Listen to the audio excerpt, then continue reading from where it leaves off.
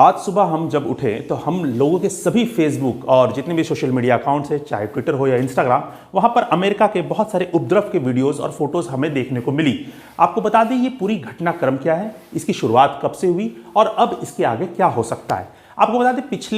पिछले साल जो साल 2020 गुजरा, वहां पर नवंबर के माह में आपको अमेरिका में चुनाव हुए और उसका लगभग परिणाम आ गया कि ट्रंप ये चुनाव हार चुके हैं और जो बाइडेन आपको नए राष्ट्रपति चुने जाने हैं। लेकिन अमेरिका की जो प्रक्रिया है वो काफ़ी लंबी है, 50 राज्य अलग अलग हैं, वहाँ पर जब वोटिंग होती है फिर अंतिम परिस्थिति आते आते तक, और जो पावर की जो शिफ्ट है, जो पूरा पावर एक राष्ट्रपति से दूसरे राष्ट्रपति की तरफ जाता है, वो एक लंबी प्रक्रिया है और जो हर बार जनवरी 20 को होती है। हालांकि ये मात्र 1 घंटे की प्रक्रिया होती है, एक ऑफिशियल कार्यक्रम होता है, लेकिन इस बार आपको बताते पूर्व राष्ट्रपति जो आपको ट्रंप हैं वो अभी तक इस हार को नहीं मान रहे और बार बार इस पूरे चुनाव को आपको इस पे सवाल उठा रहे हैं, बार बार कह रहे हैं कि ये जो जीत है जालसाजी हुई है, उनके साथ धोखाधड़ी हुई है, वोट्स की सही काउंटिंग नहीं हुई है और एक तरीके से जो डेमोक्रेसी है अमेरिका की उसे तार-तार करने की कोशिश की जा रही है। उसके लिए बता दें इस बुधवार को वॉशिंगटन डीसी में सेव अमेरिका नाम की रैली निकाली गई थी।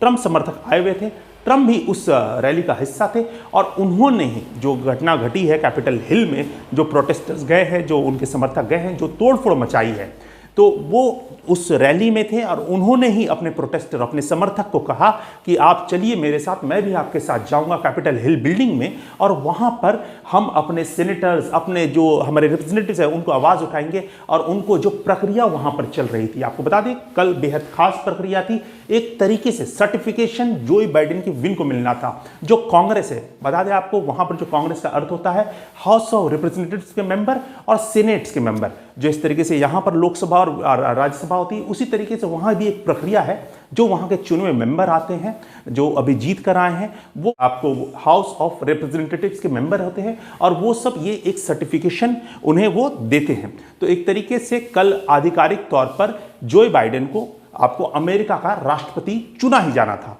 एक तरीके से सर्टिफिकेट वो मिल जाता है। और कल ही के दिन वो रैली निकली और उसके बाद उसके जो समर्थक थे जो ट्रंप के साथ वहाँ पहुँचे, उन्होंने वो भी ट्रंप के साथ वहाँ गए, लेकिन ये एक आम प्रोटेस्ट से ज़्यादा फिर वो आगे बढ़ गया। यहाँ पर उसके बाद जो उनके प्रोटेस्टर थे वो काबू में नहीं रहे। उन्होंने जो बिल्डिंग थी, जिसको बहुत ही आपको एक अमेरिका की डेमोक्रेसी को लेकर माने, वॉशिंगटन डीसी की सबसे इंपॉर्टेंट बिल्डिंग है जहाँ पे सुप्रीम कोर्ट है, सारे हाउसेस हैं। तो कैपिटल हिल में जैसे ही समर्थक पहुंचे, जो बहुत इंपॉर्टेंट जगह है जहां पर सुप्रीम कोर्ट है, हाउस ऑफ रिप्रेजेंटेटिव्स है, सीनेट है, वहां पर कल ये आपको एक तरीके से सर्टिफिकेशन हो रहा था। उस प्रक्रिया को रोकने के लिए एक तरीके से प्रोटेस्टर्स अंदर जाते हैं, तोड़फोड़ करते हैं और ये जो प्रक्रिया चल रही थी कांग्रेसमैन की, इसे भी स्थगित कर दिया जाता है और उन्हें वहां से बचाकर निकाल दिया जाता है। जो बैलेट बॉक्सेज है जो आई हैं, आपको जो वोट्स की जो फाइनल कंफर्मेशन आए, सर्टिफिकेट्स आए डिफरेंट स्टेट से, उसे भी किसी तरीके से बचाकर लेकर निकाल दिया जाता है। 4 घंटों की मशक्कत लगती है, 4 से ज़्यादा लोगों की जान जाती है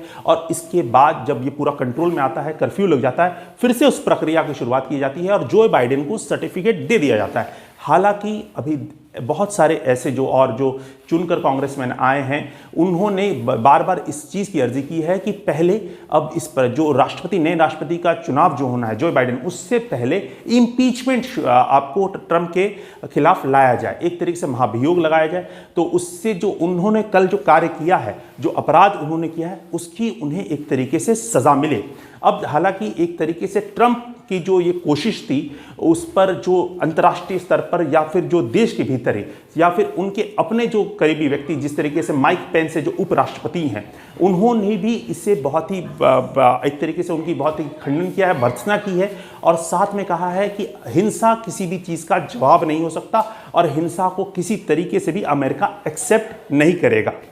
तो आपको बता दें जो पिछले वर्ष जो 2020 में अमेरिकी चुनाव हुआ, जिसका सत्ता परिवर्तन होना था, उसमें जो पूरे इलेक्टोरल वोट्स हैं, उसमें 306 वोट्स आपको जो बाइडेन को मिले और 232 वोट्स आपको ट्रंप को मिले। एक तरीके से एक बड़ी मार्जिन से ट्रंप की हार हुई। हालांकि वो एक्सेप्ट नहीं कर पाए और लगातार कोशिश में रहे, लेकिन कल की जो घटना है वो विश्व स्तर पर डेमोक्रेसी सिस्टम पर और उस पर किस तरीके के जो नए लीडर्स आ रहे हैं और वो किस तरीके से डेमोक्रेसी को प्रभावित कर सकते हैं, इसका एक बहुत ही बड़ा और एक वैश्विक सवाल अब उठ चुका है।